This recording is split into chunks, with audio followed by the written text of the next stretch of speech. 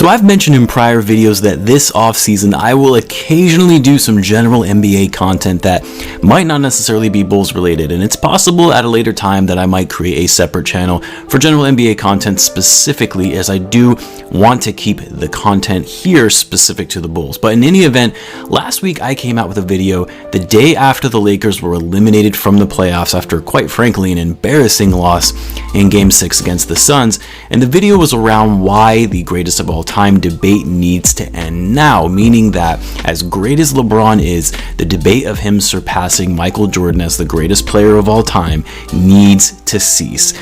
And I went all into the details in that video, so I won't reiterate them here. I'll leave a link to it in the description in case you missed it. But man, the amount of comments I received in that video, most people agreeing with me for the most part that yes, Michael Jordan is the GOAT, but of course a lot of people coming at me with charged comments, which is to be expected. But even the ones who are MJ fans and believe that he is the GOAT, the majority of people felt I was way off base in claiming that LeBron was the second greatest player of all time, and that's not even in their top 5. A lot of people were saying. Some even said that he's not even in their top 10, and it got me thinking. We all really need to take a step back. Even if you really hate LeBron, to say that he is not even in the top 10 greatest players of all time is absolutely ludicrous. And so in today's video, I'm going to go over who I believe are the 5 greatest players of all time and my rationale and methodology for how I ranked these 5 players. So what's going on, everyone? You're listening to Bull Central here. Hope you're all doing well. Guys, before I get into the video, I know that this will likely generate a lot of heated discussion, because anytime you're discussing who ranks on the NBA's all-time great list, there's obviously so much left to interpretation, and it is incredibly subjective. There is no clear-cut measure to determine one's greatness on the all-time list. There are so many different factors and circumstances that have to be taken into consideration. So please be respectful with one another in the comments. I cannot tell you how many people just instantly started commenting on my last video, hurling insults at me or at others, all because I said the GOAT debate should end now. Express your opinion. I am always for people disagreeing, and I'm also all for sports banter, but the minute you get personal, that's taking it too far. So please keep that in mind. Now, like I mentioned, coming up with an all-time great list is very subjective, given that there are no established measurements in place that can allow you to put one over the other, that you can say at least definitively anyway that one player is better over the other. Yes, more or less there are ways that you can arrive at such a conclusion of who was the better player, but there are a lot of gray areas when measuring these factors. So for the purposes of how I structure my top 5, I'm basing it on these factors, and this is in an order of importance. In other words, in order of what carries the most weight when determining a player's greatness, starting with championships when they were the #1 option. I can't tell you how many times people then throw out, well, the Robert Horry has more championships than Michael Jordan, therefore titles shouldn't matter.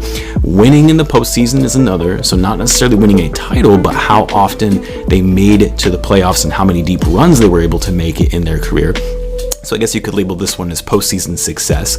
Another, their actual dominance in the league and how long that lasted. In other words, how long were they able to be one of the best players in the league over the course of their career.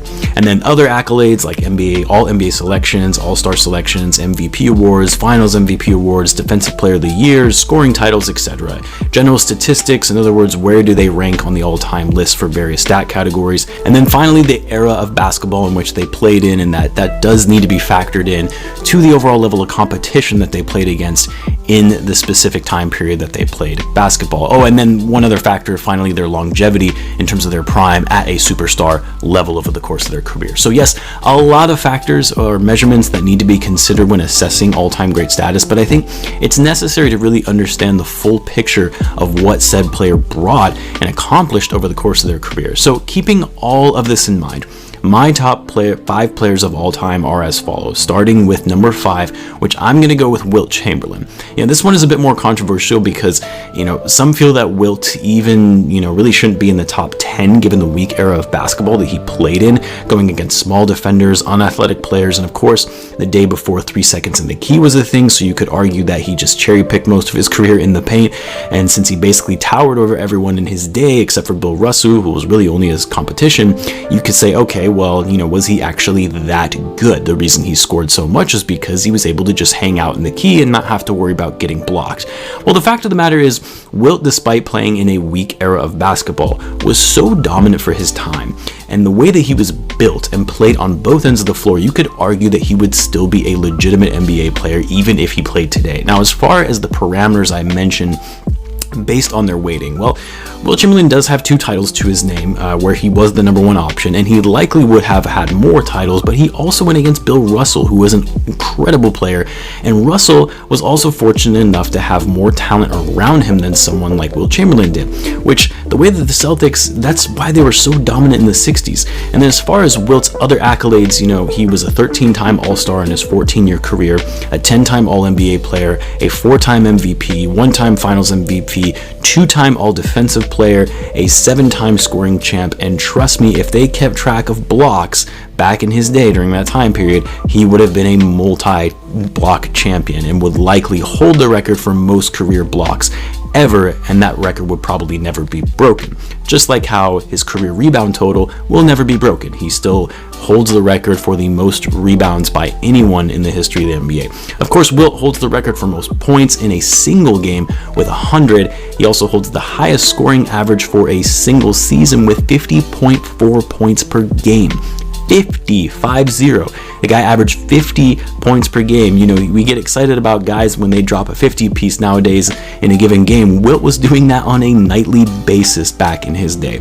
So it's clear Wilt Chamberlain absolutely dominated statistically speaking in his day. He had impressive accolades to go with it, a couple of rings, and I have him number 5 on my list because despite playing in a weaker era, he was such a dominant figure in that period of basketball, and with all of his records, his accolades, postseason success, you have to include him in your top 5 greatest players of all time.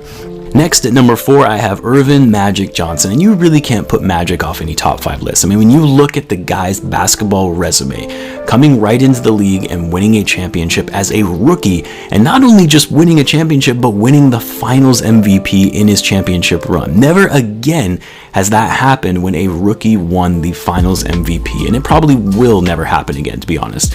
In his relative short NBA career, since I'm sure most of you know, Magic's career was cut short due to HIV with an abrupt retirement, but in his 13-year career, really 12 years because he attempted to come back and play one last season in 95 and 96 when he was 36 years old, but in that period of time, Magic was a 5-time NBA champion, appearing in 9 finals appearances in his 12-year career, going to 7 consecutive NBA finals. He was a 12-time All-Star, 10-time All-NBA player, a 3-time MVP, a 3-time Finals MVP, and a 4-time assist champ and 2-time steals champ. Magic is 6th all-time in assists and 1st all-time in assists per game, finishing his career averaging over 11 assists per game. Magic was the type of player who made his teammates better. He was one of the best passers the world has ever seen with his top-notch court vision. On top of that, I think people forget that Magic Johnson was actually a decent scorer, finishing off his career averaging 19.5 points per game and at a PER of 24.1. I think it's fair to say that when you look at the number of titles that Magic has to his name, the success that he's had in the postseason with 9 finals appearances and reaching the playoffs every season he was in the league, the awards and the accolades that he was able to accumulate over the short period of time he was in the league, and the dominance of his play in being the best player in the NBA leading up to MJ's prime in the early 90s makes him a clear top 5 player of all time, which is why I have him at number 4. I know some people like to knock on this era of basketball as well, that it was also weak, but come on now, post shot clock era of basketball, post ABA merger, the competition was much stronger than say in Wilt Chamberlain's day. Not saying that the competition was better than it is now, clearly the level of talent is superior in today's game than it was then, but it was a different style of basketball, a much more physical and scrappy style of basketball. So I hate it when people say the 80s or the 90s was a weak era of basketball because you're comparing it to today's talent level. Sure, overall the players are much more skilled, but the physicality is unmatched from what you see today. Next, at number 3, I've got Kareem Abdul-Jabbar. Yes, another Laker, but that's because you can't not have Kareem in the top 5 list, and there are a lot of people who have him number 2 on their list, and I wouldn't fight you on that point. He has a legitimate claim to being the second greatest player of all time. Kareem Abdul-Jabbar, always known for his signature sky hoop, but more importantly, his 6 championships, 5 of which were with the Lakers, and the Milwaukee Bucks, the only title that whole franchise has had in their history. Kareem also saw 10 finals appearances alone throughout his career. In his 20-year NBA career, he was a 19-time All-Star, a 15-time All-NBA player, a 2-time scoring champ, 2-time Finals MVP, 6-time regular season MVP, which is more than Michael Jordan, by the way, 11-time All-Defensive player, and a 4-time block champ. I mean, this guy was elite on both ends of the floor. To this day, he still holds the all-time scoring record, and he's 4th all-time on the rebound list and 3rd in all-time blocks. Now, I mentioned longevity as another factor when looking at a player's greatness, because both Wilt Chamberlain and Magic Johnson, although incredible players with great careers and dominated in their primes, they did not have the kind of longevity that someone like Kareem had, who played 20 seasons in the league, all at an elite level, with really the exception of his final season when he was 41 years old and he was still selected as an all-star that year. I mean, when you're able to be that dominant and being one of the best players in the league for that significant period of time, that's incredible. And it's not another reason why I have Kareem so high on my all-time great list, factoring in all of the other things I mentioned in terms of his rings, his accolades, and record statistics that are unlikely to ever be broken. Now, this is where things are going to start getting a little controversial, and I know this because of the statement that I made that got fans on both sides of the equation heated, and that is I have LeBron James as the second greatest player of all time. Now, me saying this virtually upset everybody, because if you're on the Jordan camp, you felt that that was a ridiculous take and an insult to guys like Magic, Kareem, and even Kobe. And I'm sure I'm going to get a lot of heat for not including Kobe in my top 5, but I'll get back to him in a second. Then there was the other side of the camp of the LeBron fans who feel that LeBron is the greatest of all time. They criticize me for even daring to put him number 2 all time. So I realize I'm not going to win on either side of this one, but for those who can try to view this as objectively as possible, hear me out on this. There are a lot of things that annoy me about LeBron James, which I discussed in my other video on why the GOAT debate needs to end. Namely, his flopping, his antics, his dramatization of everything he does, and I also don't like the fact that he has done some ring chasing, but you can't deny that LeBron James is an incredible player, that he continues to play elite basketball even in his 18th season in the league. Like, that just doesn't happen. Now, yes, he doesn't have as many rings as Magic and Kareem do with only 4 titles, but it's still 4 championships and on 3 separate teams, and he was the number 1 option for each of those.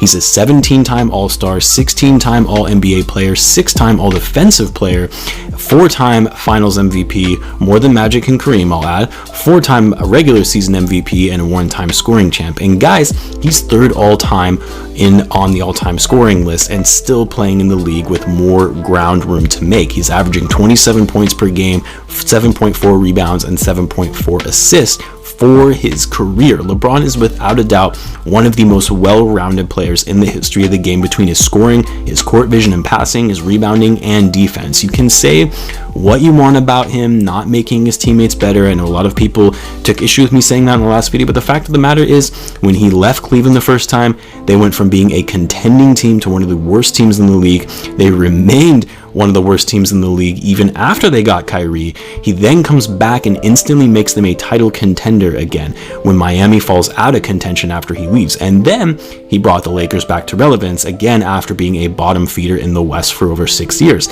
You like the guy or not, that's impressive. Yes, there are a lot of things about LeBron's game that I cannot stand, and it's why I can't consider him the GOAT, because he doesn't have that killer instinct like Michael Jordan did. And yes, whenever he's gone, he's done well, but ring chasing is not something MJ, Magic, or Kareem ever did. Now, as far as the other factors I mentioned, in weighing the success of my all-time great list, LeBron has been to 10 NBA Finals. He went to 8 straight, which is an NBA record, by the way.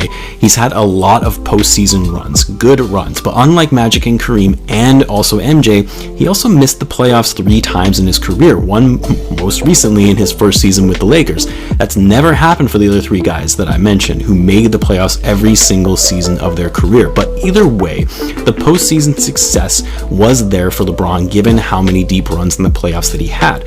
The longevity was there given he's still playing at an elite level in his 18th season in the league. And don't forget all of this, the accolades and the awards that come with it. So I'm sorry, I know that this is going to bother a lot of Bulls fans and I may lose some subscribers, and that's fine. I'm not here looking to tally up subs, but the fact of the matter is LeBron James, love him or hate him, was great in almost everything that he has been able to accomplish in his career, and for that reason I have him number 2 on my list.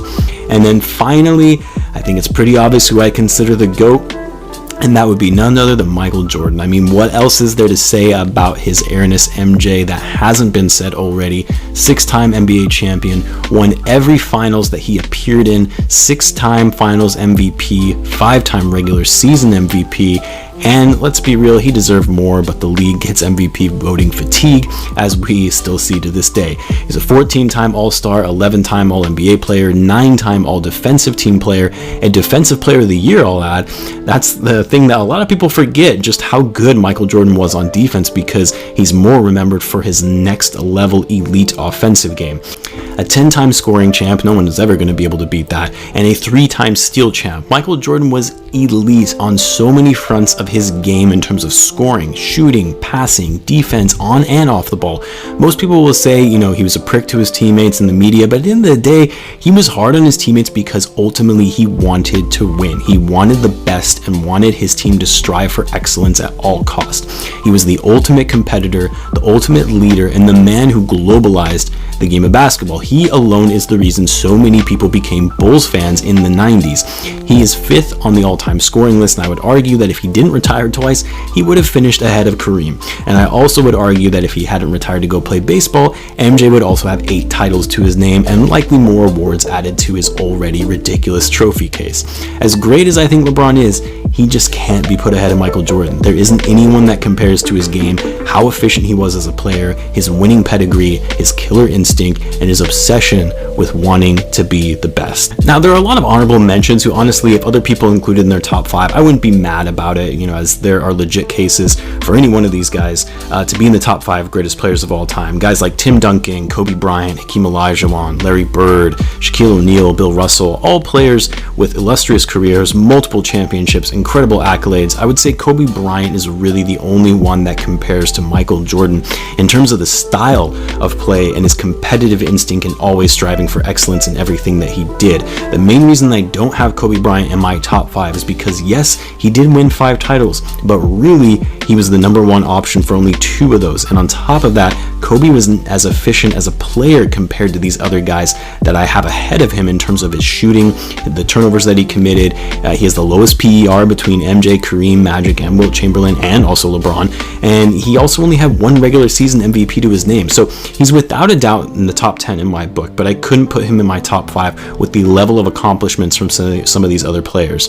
Anyway, guys, I'm going to wrap it up there. The video is already long enough as it is. Maybe I'll have to go and do a 6 through 10 list so I can recognize the rest of these guys who didn't crack the top 10. Let me know if you guys would be interested in that. Until then, be sure to subscribe if you enjoy content like this. Thanks again, as always, guys, for tuning in, and I will catch you in the next one.